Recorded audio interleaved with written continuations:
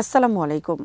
ইউক্রেনের president Volodymyr Zelensky যুক্তরাষ্ট্রের president Donald ট্রাম্পের সঙ্গে হোয়াইট হাউসে অনুষ্ঠিত এক গুরুত্বপূর্ণ বৈঠকে ইউক্রেনের প্যাট্রিয়ট আকাশ প্রতিরক্ষা ক্ষেপণাস্ত্রের ইন্টারসেপ্টর উৎপাদনের লাইসেন্স চেয়েছেন।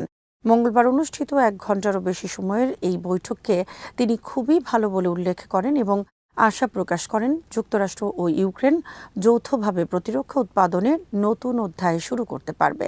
বিস্তারিত রিপোর্টে।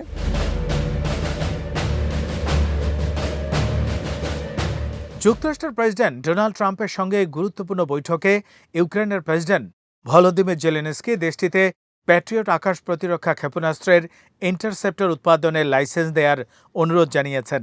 হোয়াইট হাউসে মঙ্গলবার অনুষ্ঠিত 1 ঘণ্টারও বেশি সময়ের এই বৈঠককে ইতিবাচক উল্লেখ করে জেলেনস্কি বলেন, ইউক্রেন ও যুক্তরাষ্ট্রের মধ্যে যৌথভাবে প্রতিরক্ষা সরঞ্জাম উৎপাদনের নতুন সম্ভাবনা তৈরি হয়েছে। একই সঙ্গে তিনি দাবি করেন, ব্যাপক সেনা ক্ষয়ক্ষতির কারণে রাশিয়ার প্রেসিডেন্ট ভ্লাদিমির পুতিন যুদ্ধক্ষেত্রে ধীরে ধীরে কৌশলগত সুবিধা হারাচ্ছেন।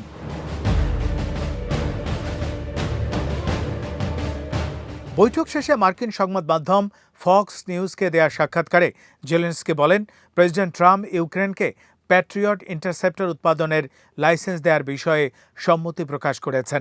তিনি জানান, ট্রাম্পের সঙ্গে আলোচনার পর তিনি যুক্তরাষ্ট্রের কয়েকটি শীর্ষ প্রতিরক্ষা উৎপাদনকারী প্রতিষ্ঠানের প্রতিনিধিদের সঙ্গেও বৈঠক করেছেন। জেলেনস্কির ভাষায়, আজ প্রেসিডেন্ট ট্রাম্পের সঙ্গে আমাদের খুব ভালো বৈঠক হয়েছে। তিনি লাইসেন্স দেওয়ার বিষয়টি গ্রহণ করেছেন। এরপর যুক্তরাষ্ট্রের শক্তিশালী সামরিক শিল্প প্রতিনিধিদের সঙ্গে আলোচনা করেছেন বলে দাবি করেন জেলেনস্কি। তিনি বলেন, আমরা যৌথভাবে প্যাট্রিয়ট ক্ষেপণাস্ত্র উৎপাদন শুরু করতে পারব। বৈঠকের পর প্রেসিডেন্ট ট্রাম্পও সামাজিক যোগাযোগ মাধ্যমে দুই নেতার একসঙ্গে তোলা ছবি প্রকাশ করে লিখেছেন, অনেক বিষয় নিয়ে আলোচনা হয়েছে, বৈঠকটি খুবই ভালো হয়েছে। যদিও তিনি আলোচনার বিস্তারিত প্রকাশ করেননি, তবে দুই নেতার সম্পর্কের উষ্ণতা আগের তুলনায় অনেক বেড়েছে বলে রাজনৈতিক বিশ্লেষকদের ধারণা। 2025 সালের শুরুতে ট্রাম্পের দ্বিতীয় মেয়াদ শুরু হওয়ার পর ইউক্রেন নীতিতে বেশ কিছু পরিবর্তন আসে। যুক্তরাষ্ট্র সরাসরি অস্ত্র সরবরাহ কমিয়ে ইউরোপীয় দেশগুলোর মাধ্যমে অস্ত্র কেনার ব্যবস্থাকে উৎসাহিত করে। তবে গোয়েন্দা তথ্য আদান প্রদান, স্যাটেলাইট যোগাযোগ ব্যবস্থা, স্টারলিংকের ব্যবহার এবং উন্নত আকাশ প্রতিরক্ষা সক্ষমতা নিশ্চিত করার ক্ষেত্রে ওয়াশিংটনের সমর্থন এখনও ইউক্রেনের জন্য অত্যন্ত গুরুত্বপূর্ণ।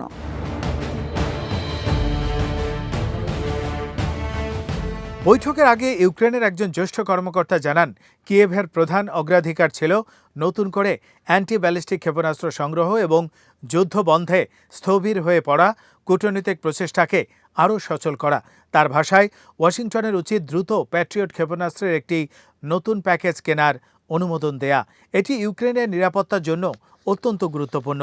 রাশিয়ার সাম্প্রতিক ব্যালিস্টিক ক্ষেপণাস্ত্র হামলার কারণে ইউক্রেনের আকাশ প্রতিরক্ষা ব্যবস্থা আরও শক্তিশালী করার প্রয়োজনীয়তা বেড়েছে। জাতিসংঘের তথ্য অনুযায়ী গত মাসে 2022 সালের এপ্রিলের পর ইউক্রেনের বেসামরিক নাগরিকদের জন্য সবচেয়ে প্রাণঘাতী মাস ছিল। সম্প্রতি রাশিয়া এমন হারে ক্ষেপণাস্ত্র ব্যবহার করেছে যেগুলো প্রতিহত করা তুলনামূলক কঠিন।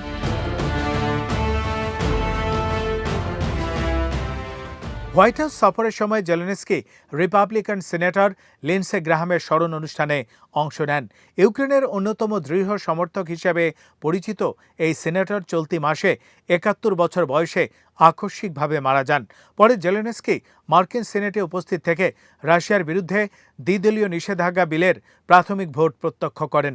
দীর্ঘদিন ধরে গ্রাহাম এই বিলের পক্ষে কাজ করেছিলেন এবং মৃত্যুর আগে হোয়াইট হাউসের সঙ্গে এর সংশোধিত খসড়া নিয়ে সমঝোতায় পৌঁছেছিলেন। সিনেট ভোটের পর সামাজিক যোগাযোগ মাধ্যম এক্সে জেলেনস্কি লেখেন, এটি লিন্ডসে গ্রাহামের পরিকল্পনা বাস্তবায়নের প্রথম ধাপ এবং নিঃসন্দেহে শান্তির পথে একটি গুরুত্বপূর্ণ পদক্ষেপ।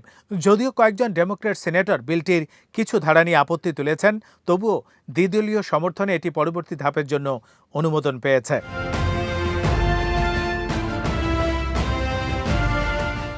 ফক্স নিউজকে দেয়া সাক্ষাৎকারে জেলেনস্কি আরও দাবি করেন, রাশিয়া প্রতি মাসে প্রায় 30,000 সেনা হারাচ্ছে।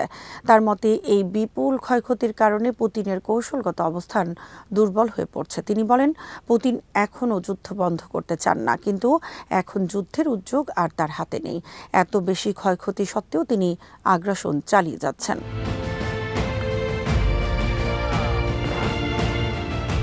এদিকে যুদ্ধক্ষেত্রে উত্তেজনা অব্যাহত রয়েছে। ট্রাম্পের সঙ্গে বৈঠকের কয়েক ঘন্টা আগে ইউক্রেন শত শত ড্রোন ব্যবহার করে রাশিয়ার বিভিন্ন লক্ষ্যবস্তুতে হামলা চালায়। সাম্প্রতিক সপ্তাহগুলোতে ইউক্রেন রাশিয়ার তেল ডিপো, শোধনাগার এবং জ্বালানি পরিবহন অবকাঠামোতে ধারাবাহিক হামলা চালিয়ে আসছে, যার ফলে দেশটির কিছু অঞ্চলে জ্বালানি সরবরাহে বিঘ্ন সৃষ্টি হয়েছে। অন্যদিকে রাশিয়াও পাল্টা আক্রমণ জোরদার করেছে। রাতভর শতাধিক ড্রোন দিয়ে ইউক্রেনের বিভিন্ন এলাকায় হামলা চালানোর পাশাপাশি কৃষিপণ্য রপ্তানির প্রধান বন্দর ওডেসা এবং সেখানে অবস্থানরত জাহাজগুলোকে লক্ষ্য করে আক্রমণ অব্যাহত রেখেছে। ফলে যুদ্ধ বন্ধে কূটনৈতিক প্রচেষ্টা স্থগিত থাকলেও উভয় পক্ষের সামরিক অভিযান আরও তীব্র আকার ধারণ করেছে।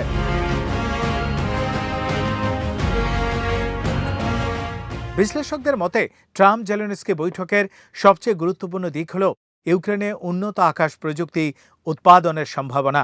যদি প্যাট্রিয়ট ইন্টারসেপ্টর উৎপাদনের লাইসেন্স বাস্তবে কার্যকর হয়, তবে তা শুধু ইউক্রেনের প্রতিরক্ষা সক্ষমতাই বাড়াবে না, বরং দীর্ঘমেয়াদী দেশটির নিজস্ব সামরিক শিল্পকে আরও শক্তিশালী করবে। একই সঙ্গে এটি যুক্তরাষ্ট্র ইউক্রেন প্রতিরক্ষা সহযোগিতার একটি নতুন অধ্যায়ের সূচনা হিসেবে বিবেচিত হতে পারে।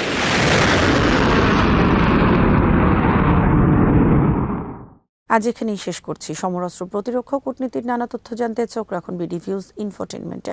চ্যানেলটি ভালো লাগলে সাবস্ক্রাইব করুন, সংযুক্ত থাকুন আমাদের ফেসবুক পেজে। আল্লাহ হাফেজ।